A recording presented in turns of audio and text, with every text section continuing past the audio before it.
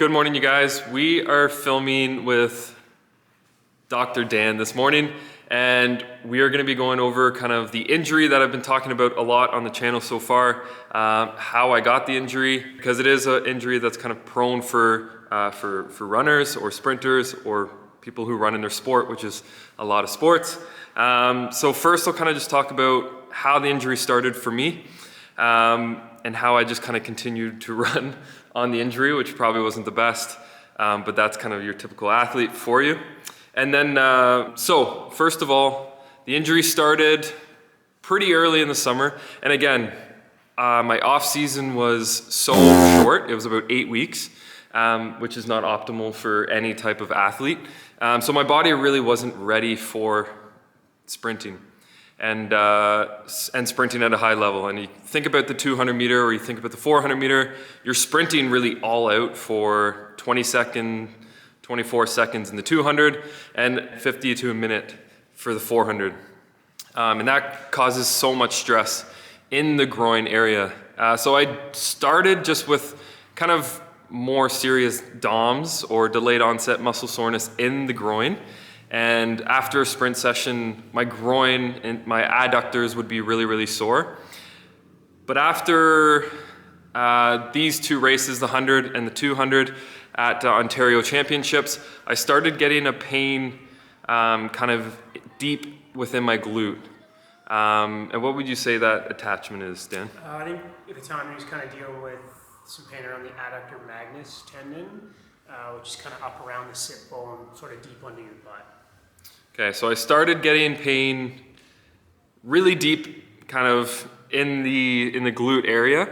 And again, I just kind of continued sprinting on it because it would last about a day and then it would kind of go away.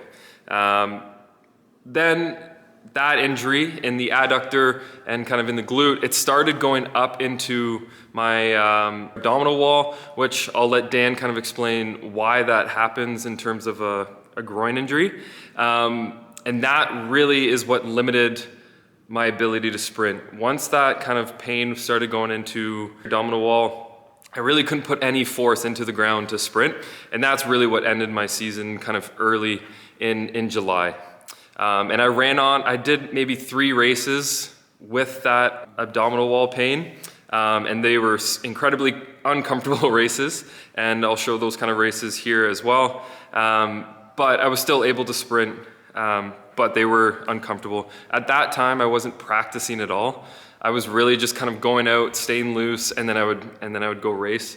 So again, not a super smart thing, but it was kind of the first season I was sprinting it again. I just wanted to get a couple more races in before the season ended. But for the last 3 months, I guess, I have been doing a lot of kind of rehab on the groin to get back to a point where I could sprint again. So today I'm going to be talking all about kind of a research article that I found that was all about rehabbing the groin for sprinters. This research article that I'll post in the link was for soccer players, but I kind of adapted it for my own rehab.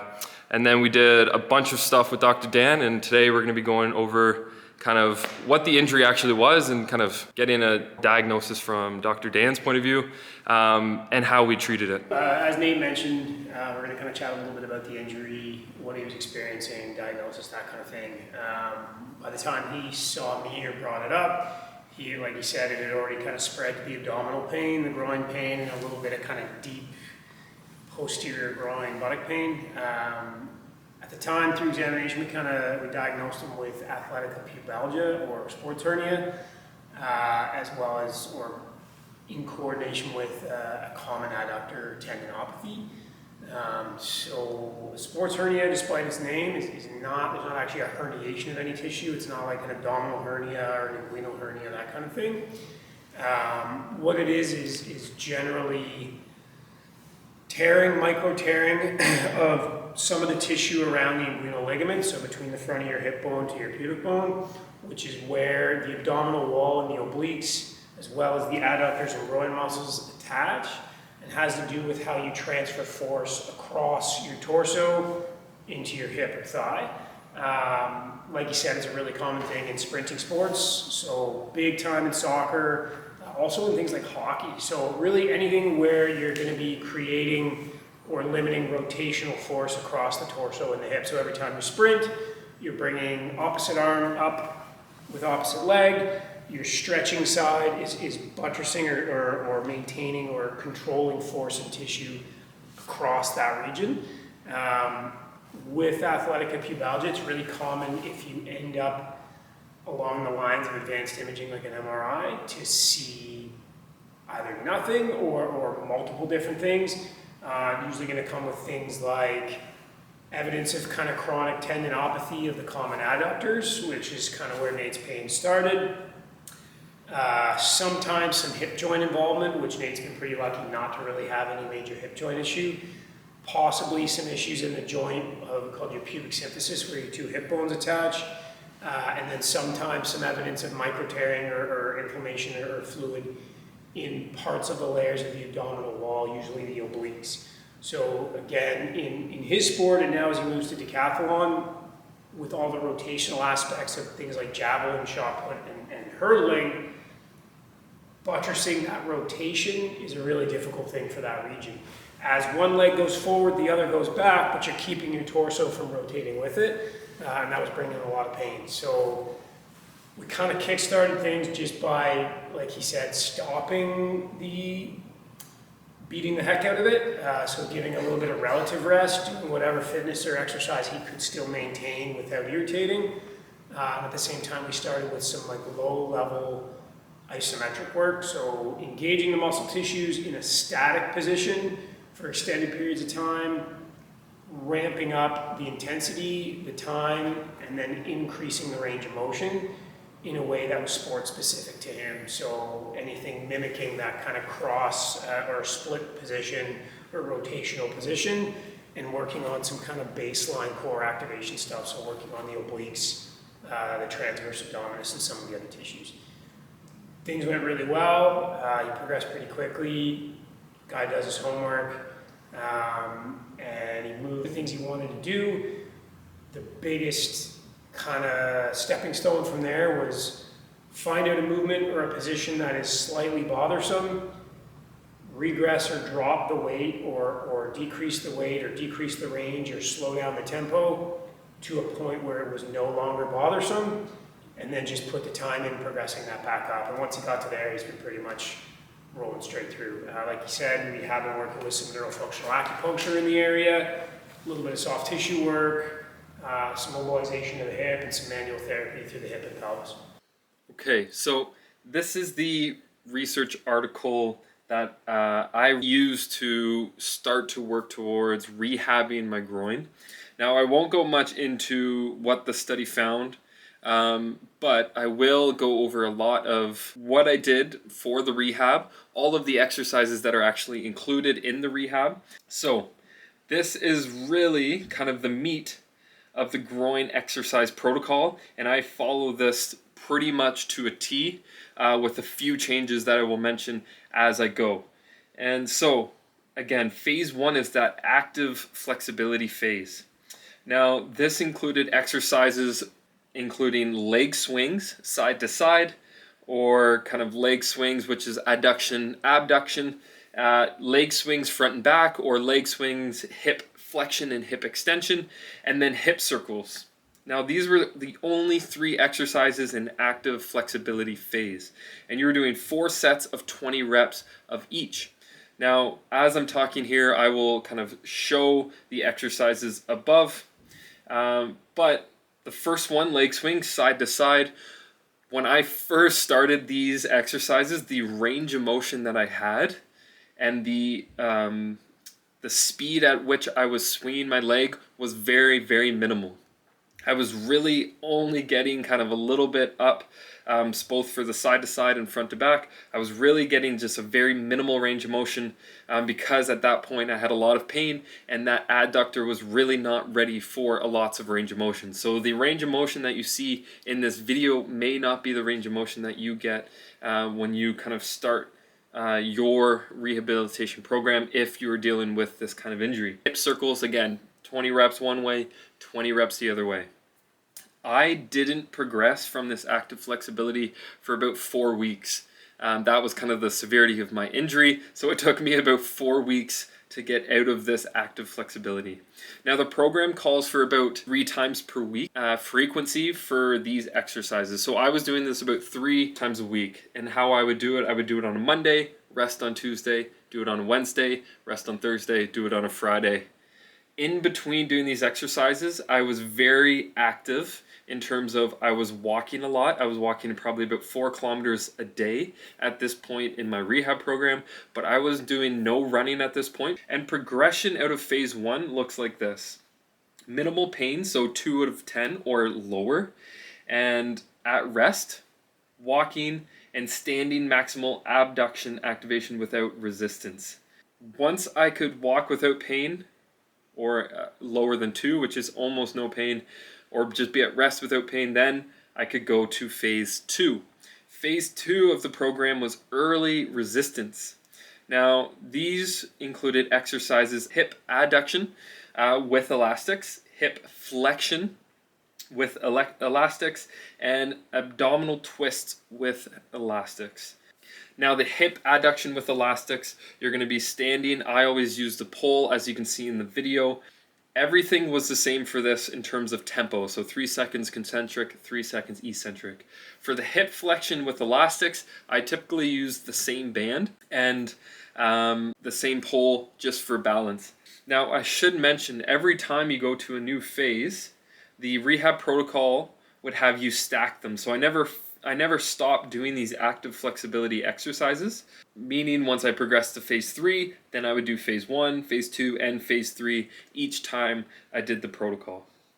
So again, early resistance or phase 2, I spent about 3 weeks there, which included the hip adduction with elastics, the hip flexion with elastics, and the abdominal twists with elastics. Now, the abdominal twist with elastics, you kind of want to make sure that that band is about shoulder height. Now, to progress to phase 3, you need no resting pain, so no resting pain at all. Hip adduction exercise, minimum 1 set of 20 reps, pain under 2 out of 10. And again, that really took me about 8 weeks to progress to that point, to be able to do the hip adduction with almost no pain. It took me quite a long time. So really take your time with these and make sure you stay honest with yourself of how much pain you're having in the set.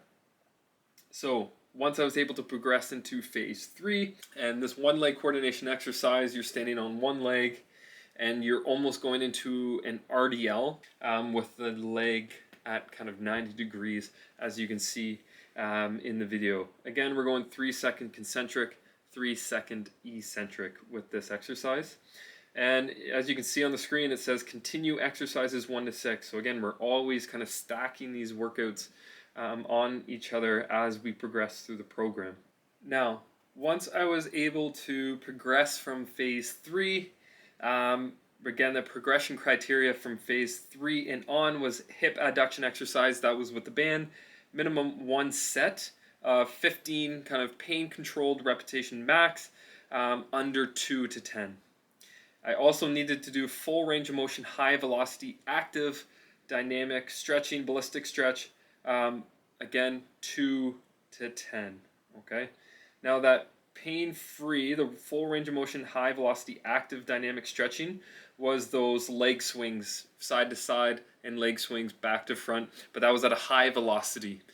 So again, when I first started the active flexibility, it was not at all near high velocity, and it took me a long time to get to that point.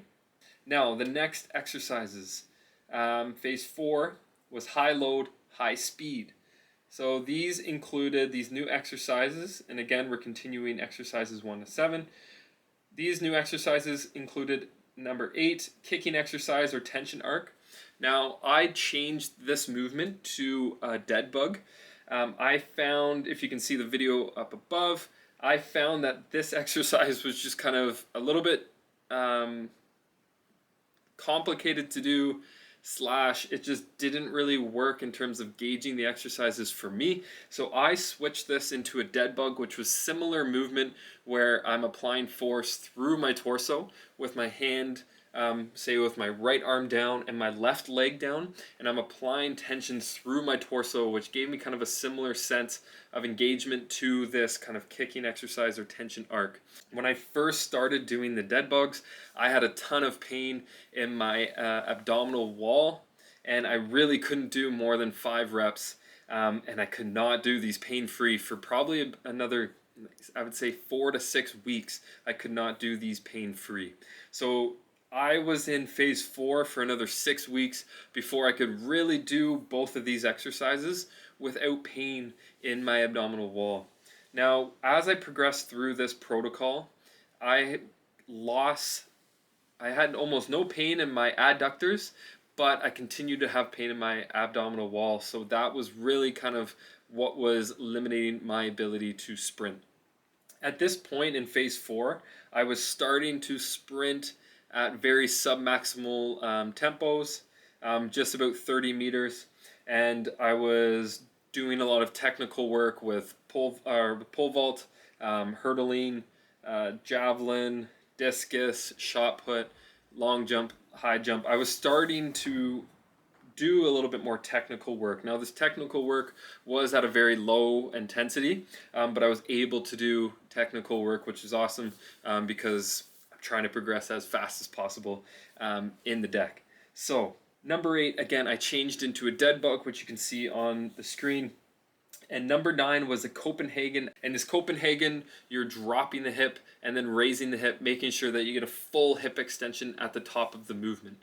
When I first started this movement, I could only do it on the knee. I couldn't do it with a full leg extension, so knee extended with my foot on the bench. I had to start with this movement on the knee.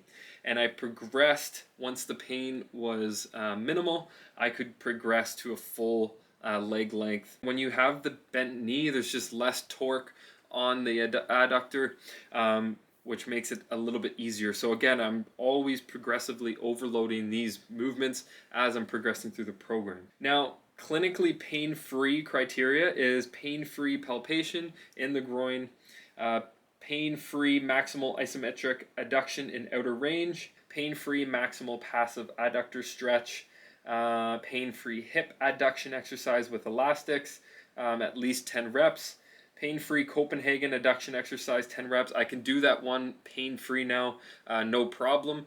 And then pain-free T-test at 100% self-reported intensity. Now the T-test is where you run at a cone at 100%, and then a coach determines what side you go to, and at the last minute he'll decide to the left or right, and you gotta kind of side shuffle to whatever cone they point to. That really took me about kind of 9 to 10 weeks to be able to do all of these things pain-free. So again, all of these exercises, phase 1, 2, 3, and 4, you must do them aggressively, overloading as you go. You gotta make sure that you really are honest with yourself when you're looking at the progression criteria, because you don't want to progress too fast where you're just gonna harm yourself more. But at the same time, you do want to challenge that area if you're able to. Now, as Dr. Dan was saying, I did start to include new exercises, and Dr. Dan and I worked really closely together when starting to implement new exercises. And a lot of the exercises that I was starting to utilize included an RFE split squat with dumbbells. When I first started my rehab, there was no way I was touching this exercise. But as I started to work deeply in phase 4 of the program, I could start implementing these RFE split squats at a very light weight. I was using just about 10 pounds in this RFE split squat. Typically when I do my RFE split squats for about 5 reps, typically using 70 to 80 pounds. So you can see kind of how much I had to really drop the weight. Now, as I progressively overload this RFE split squat, I started to use 25s the next week, then 30s, and now I'm back up to using 60s, 65s with no pain in the area. I also utilized this exercise here on the screen where my back foot is up, again, reverse foot elevated, and I was throwing a ball cross body to really kind of imitate putting torsion across the torso, a lot like most of the deck sports are going to be in terms of javelin, hurdling, sprinting, pole vault, shot put, discus, they all really require a lot of torsion across the torso, and utilizing obliques and my abdominal wall, which was a big part of my injury. So this movement was really nice because it did stretch my abdominal wall a little bit, and it stretched my adductors a little bit with that reverse foot elevated. But I was able to progressively overload with light medicine balls first and start to get a little bit heavier from week to week to week. Now these were just a couple of different exercises that I utilized, and once I was in phase 4, I was pretty much working out normally, typically targeting post-chain exercises like RDLs, good mornings, deadlifts, anything from Nordic hamstring curls, those kind of things, and I was starting to do more upper body exercises. Again, when I first started the program, lunges were very, very difficult for me because of that stretch in the groin, stretch in the abdominal area. So lunges were really, really tough, but I could do those kind of post-chain exercises. Thank you guys for watching this video. I hope it helps you kind of, if you are dealing with kind of this injury, understand how I progressed through my adductor groin injury. Obviously, everyone is different. So again, your pain is going to be different than my pain. Your progression through the rehab is going to be different than me. The severity of the injury is, again, always going to be different than me. So this isn't kind of a one-size-fits-all video, but I hope it can kind of help you or assist you with whatever you're dealing with. Again, make sure you always work with a professional. I was working very closely with Dr. Dan, and I was always kind of asking him different things that I could try and different ways I can kind of progress. So always work with a professional to make sure that you're kind of doing the best for yourself. But this program really did help me, and I hope it can help you as well.